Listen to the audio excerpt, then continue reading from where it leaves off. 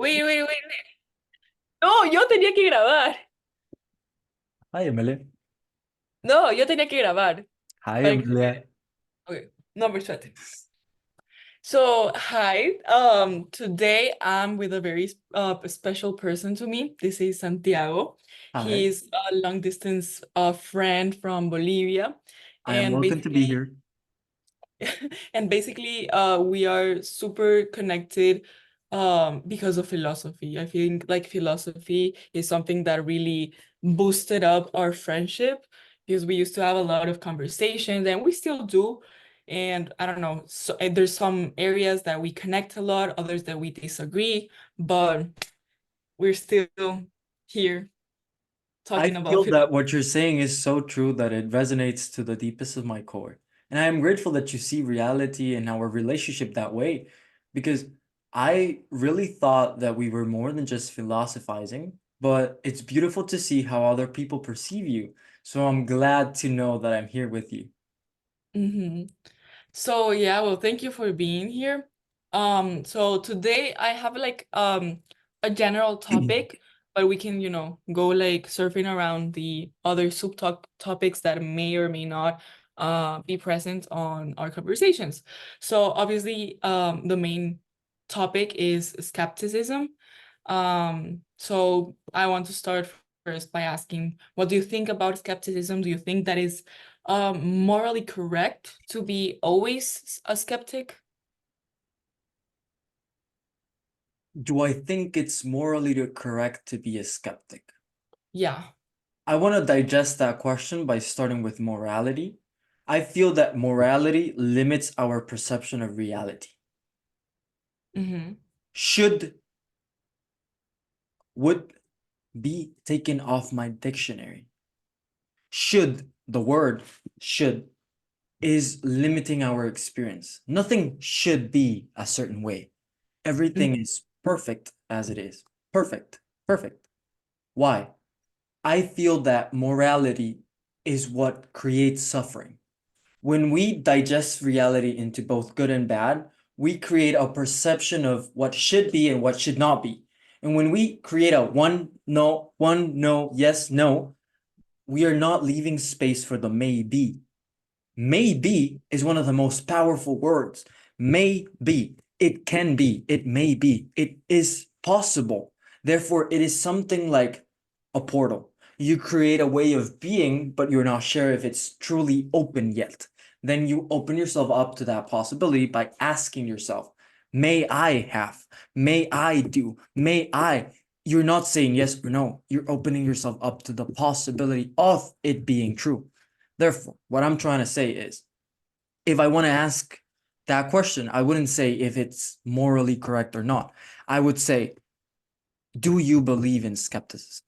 And from that question, I'll answer, Mm-hmm. I do not. Damn. Okay.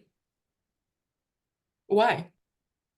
I do not believe in skepticism. Simply put, because skepticism is what doesn't allow us to create what we wish to experience. Skepticism is like, let me tell you a story. Say that Max, Max wishes to go out to the sea. Mm-hmm. He has his surfing board, a couple of friends, and himself. Cool. He has set up a meeting to meet with his friends with the surfing board at Thursday, 3 p.m. Cool. Once Wednesday arrives, he realizes, holy shit, I am afraid of the sea. I don't really like this type of friends, and I don't feel pretty enough. I don't feel attractive enough. I don't feel confident enough to go to the sea. So, do I really want to go? And then you start doubting. Is it truly this a good experience for myself? Do I truly want to go to the sea? Are they truly good friends? Am I confident enough to surf the wave? And then he starts asking himself. He starts panicking. He gets anxiety. And all of a sudden, he finds himself at 5 p.m. crying with his pillow on his mouth because he realized his anxiety attack prevented him from having the experience of going with his friends out for a surfing board afternoon. What I'm trying to say with this story is that Doubt kills opportunity. The more we doubt something can be possible, the less we risk ourselves to the possibility that it may not go like we wish it to go. Mhm. Okay, like I like your point of view. Like for my side, I'm very like skeptical actually. Like I do understand what you're trying to say, like all of it of doubting, but it depends on how you want to see the doubting. Because if you're trying to like get your own doubting for yourself for your own benefit, like personally I do, that is that I just don't want to believe anything that is like doesn't have like evidence, you know. For That is example, perfect. existence, for example, for me, I'm just living, but like this doesn't cause me like a mental crisis. I'm just like, who That knows, is you know? also perfect. Like it's not gonna change me like, oh, if I have evidence like that we Hold exist, up. I'm gonna be like, Let me cut okay. you off. Let me cut you off. Then you would say that doubting is taking your time. Like it's like You're taking your time to see if this opportunity truly resonates with you. Or is that too crazy to think about?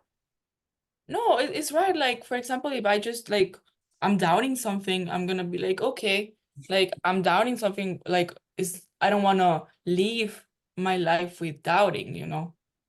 That's You're the thing. taking your But time to take a decision. It is exactly, one. but like I don't want to leave a lie either, you know? I don't want to be like, oh yeah, I believe this because this and this, and I'm like, okay, like that's you. I just believe to not believe anything because like we don't know what we are. We really don't know anything. And if we don't know what we are, all the other things are gonna be put in doubt because there's no evidence for existence.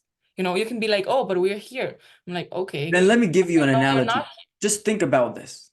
Could you fill a cup with holes to the brim? No, Then how can you create a way of being if you're always doubting?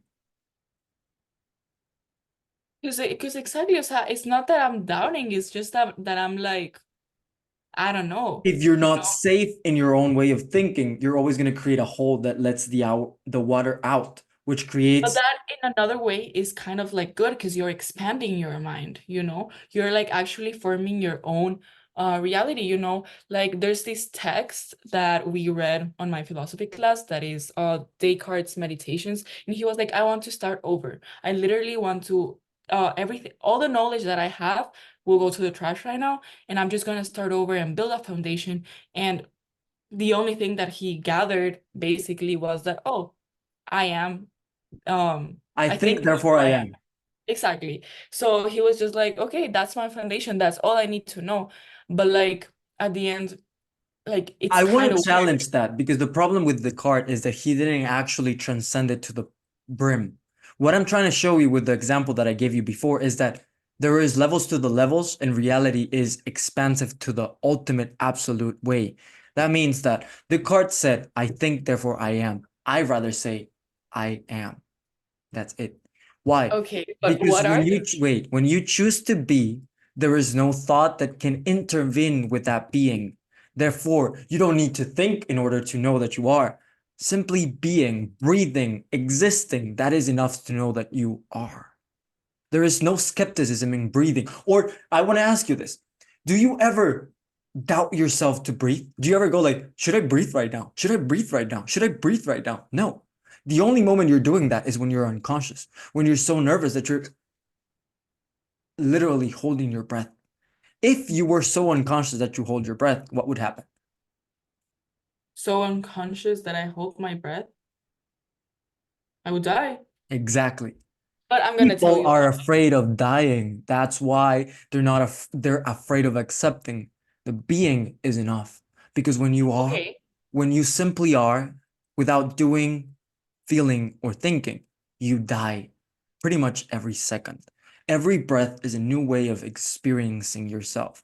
And the skepticism allows you to think that, oh, no, since I'm not doing this, then and you extend the breath, which creates a easier way of perceiving reality. When in reality, every single breath is a new way of experiencing yourself. So what I'm trying to say with this, and to drive the point home, is you do not need to doubt your breath. All you need to do is accept that you're breathing every single moment, to accept that skepticism is false. If you were skeptic of your own breath, Why could is you it even false live? though? Why are you claiming that it's false? I am claiming that it's false because could you ever be skeptic about your own breath? I mean, I'm a skeptic about myself, Could you so ever yeah, be skeptic about your own breath? my own breath. Yeah. Then why are you not Like dead? Then why are if you I not dead? what? Why are you not dead? Because I'm a mechanism, you know? Exactly. You are But creating yourself exactly. a new identity every time you doubt. For whenever you doubt, you create a new identity that allows you to stay with the same identity, which allows you to create a new reality. At the end of the day, you skepticize or you accept it. Either way, you're still living, which finally collapses skepticism. Why are you skeptic? Me? Why am I skeptic? Yes. Because I don't wanna be certain that something is real. I prefer be like, oh, I don't know, than be like, oh yeah, this is real, you know? Is it true that you're breathing? Probably. I don't Is know. it is it I true don't that you're know. breathing? Is it true that you're breathing? Okay, that's funny that you mentioned this. This is actually I don't know. Oh my God, I remember I forgot the name, but we also talked about this other philosopher that was like it's basically the opposite as Descartes. He's like, here's one hand, here's another. I exist. Like here it is, you know? And it's kind of like what you're mentioning, like you're breathing right now, like girl, you exist, like don't Skepticism be can be like this. collapsed by understanding that you are breathing, therefore you're not doubting your own life. Okay, no, but like that's the thing, like what is